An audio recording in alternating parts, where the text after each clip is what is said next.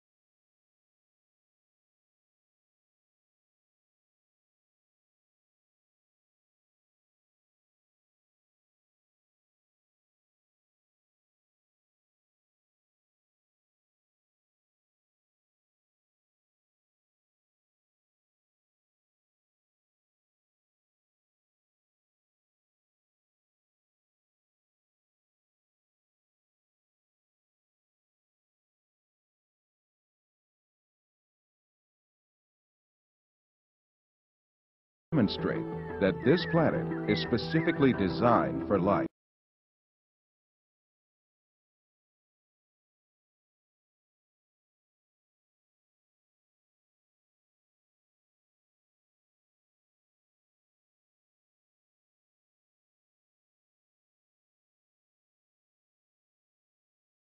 Human beings. But how did these systems and living things originate? When living things on Earth are examined, a manifest design is to be observed. Every living thing is furnished with extremely complex systems that enable it to play its role in the overall system to the best of its ability. Since life is planned, designed, and organized, it certainly must have a creator. And that creator has been introducing himself to mankind since the beginnings of the world. He is Allah, the one and only God, who created the heavens and the earth from nothing, and who fashioned everything therein.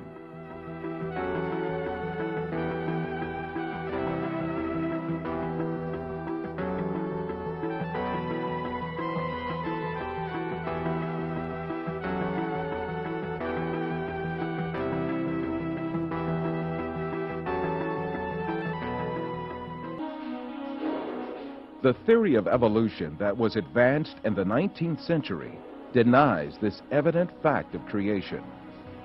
This theory holds that the species on Earth were not created by God, but came into being as a result of processes governed entirely by chance. The founder of this theory was an amateur naturalist named Charles Darwin. Darwin expounded this theory in his book, The Origin of Species, which was published in 1859. Darwin's book was an instant success, but its popularity was due more to the ideological implications of the book rather than its scientific worth.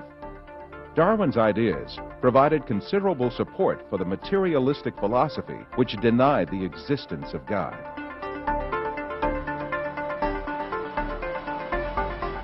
The founder of dialectical materialism, Karl Marx, dedicated his book Das Kapital to Darwin and wrote on the cover, "To Charles Darwin, from a devoted admirer."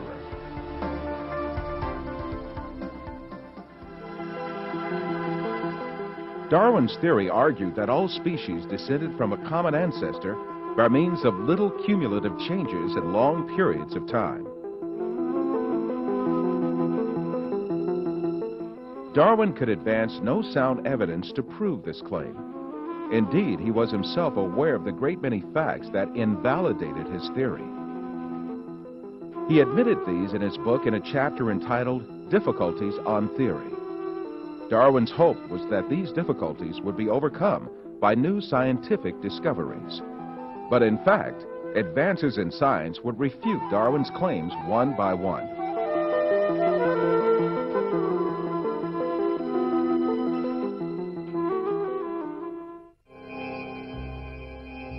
Darwin proposed that all species evolved successively from a common ancestor. But how did that first living thing come into being? Darwin did not address this question at all in his book. He was not even aware that this point was one of the biggest refutations of his theory. The primitive understanding of science in his day assumed that life had a very simple structure. According to a theory called spontaneous generation, which was popular since the medieval age, it was believed that living things could easily arise from non-living matter. It was commonly thought that frogs spontaneously arose from mud and bugs from food leftovers. And some curious experiments were designed to prove these theories. A handful of wheat was left on a rag, and mice were expected to arise from the mixture. The maggots on meat were also taken as evidence that life could generate from non-living matter. But later it was understood that such maggots did not form spontaneously, but that they emerged from microscopic larvae deposited on the meat by flies.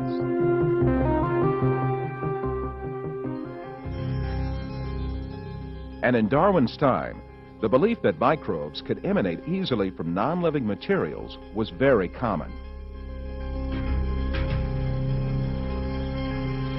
But 5 years after the publication of The Origin of Species, the famous French biologist Louis Pasteur scientifically refuted these myths that lay ground for evolution. Pasteur, after lengthy studies and experiments, reached this very important conclusion. Can matter organize itself? No. Today there is no circumstance known under which one could affirm that microscopic beings have come into the world without parents resembling themselves.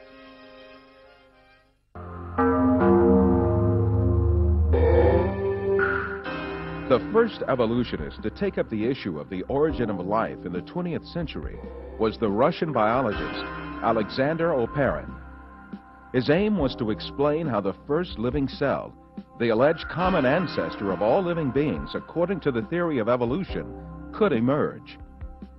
In the 1930s, Oparin formulated a number of theories to show how the first living cell could arise from inanimate matter by chance. However, his efforts ended in failure, and Oparin himself had to confess. Unfortunately, the origin of the cell remains a question that is actually the murkiest aspect of the whole theory of evolution.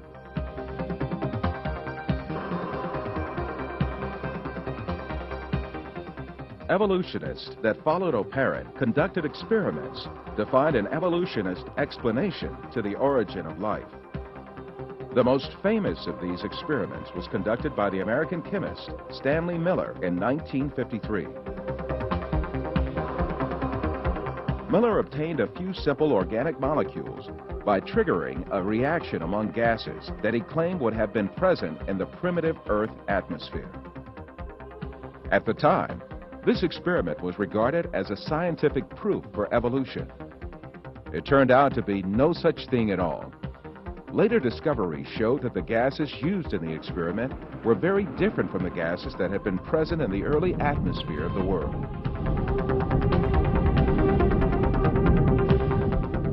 Miller himself eventually admitted to the invalidity of his experiment.